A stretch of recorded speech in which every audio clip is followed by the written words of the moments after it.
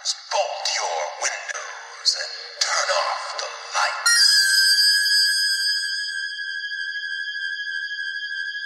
Welcome to Michael Myers Minute, where we delve into the 1978 horror classic Halloween 1 minute at a time. I'm your host, Robert Black. Minute 61 begins in the Wallace living room. Absent Annie or Lindsay, Bob and Linda make out on the couch. PJ Souls moans a lot. And all I can see at first is a creepy little golem-looking doll in a chair behind the couch. Also, Linda tosses her beer can onto the floor. This will be important in minute 62. The camera pulls away from them. Second 13, the music really kicks in, and then Michael's shoulder comes into view at the left side of the frame. They continue kissing, unaware of the shape of a man on the stairway watching. He's not really on the stairway, but again, the script was written before they had the house. Second 20, interior, Doyle house, night. Now the script says the house is totally black inside, the only sound is the music score from The Thing. The Thing is already over, so we moved on. Actually, this is weird because it says a score from The Thing, but even in the script, they've already finished watching The Thing.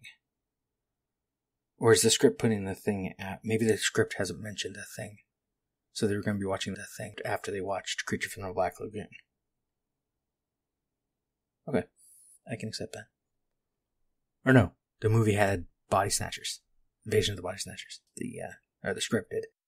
The book, the novelization, is Creature from the Black Lagoon. Anyway, the script continues. Suddenly, the sound of laughter is heard from the kitchen. Then an orange light floats through the room.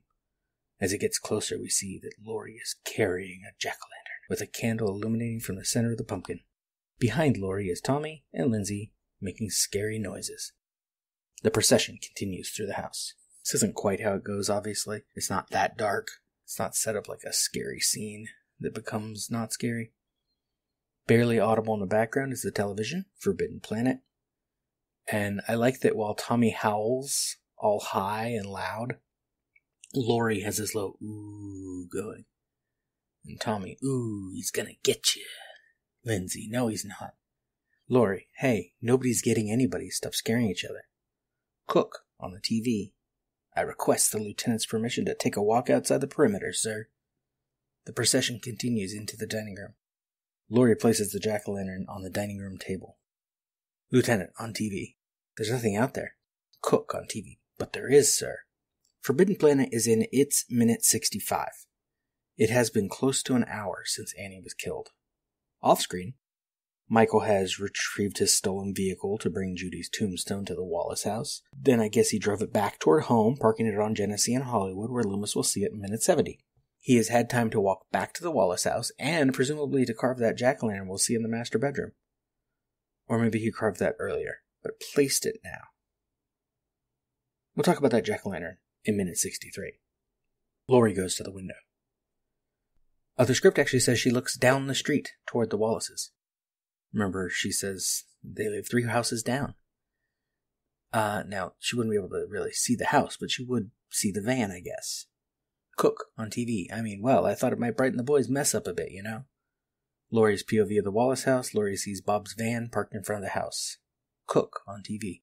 If I could find a few wild radishes or something. Angle on Laurie as she smiles to herself. Laurie. Everybody's having a good time tonight. Lieutenant, on TV. You better get back before the skipper does. Laurie.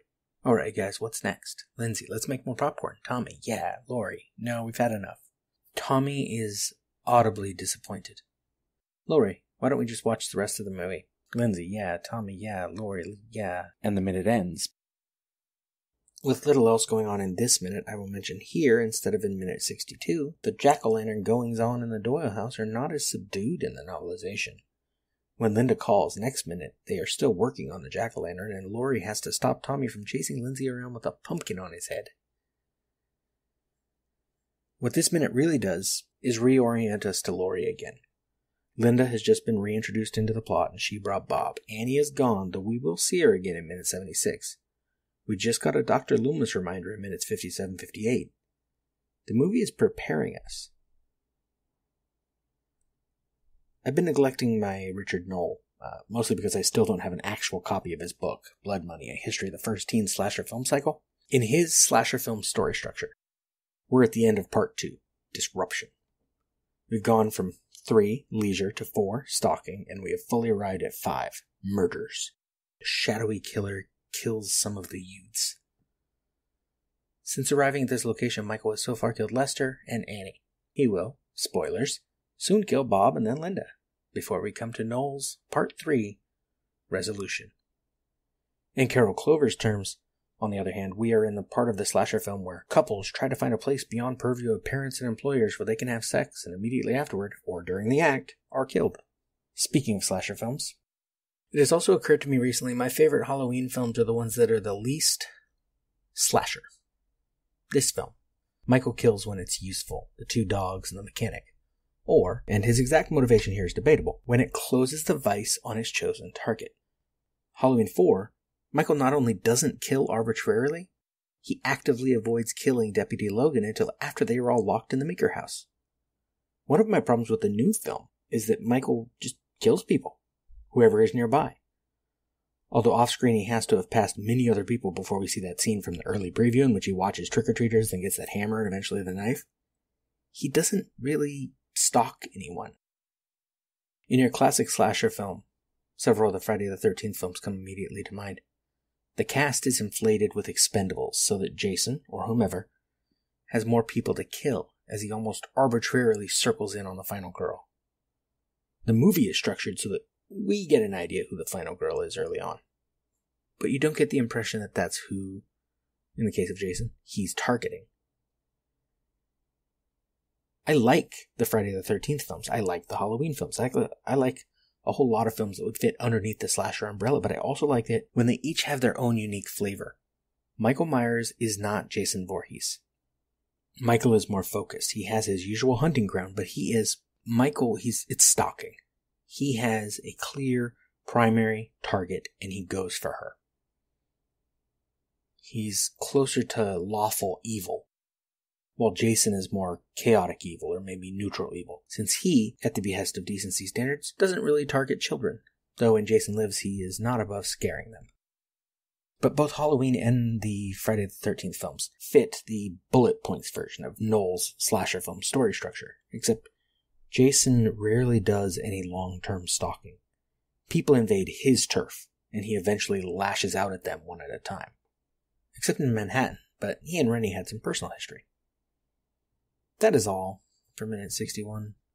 Michael Myers Minute is a production of Lemming Drops Studio. You can find more content at lemmingdrops.com. You can stalk me on Twitter and Facebook at Myers Minute, or Instagram, Michael Myers Minute. Don't forget to subscribe, and leave a nice review if you like what you hear. Till next time. See you later. Bye.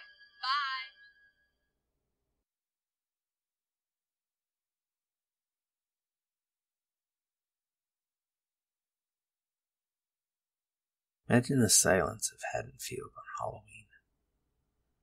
The trick-or-treaters have stopped. The parents are all at some swinger party somewhere.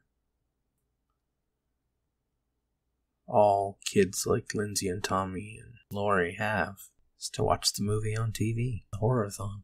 6 straight hours of horror films. Like, that's a lot.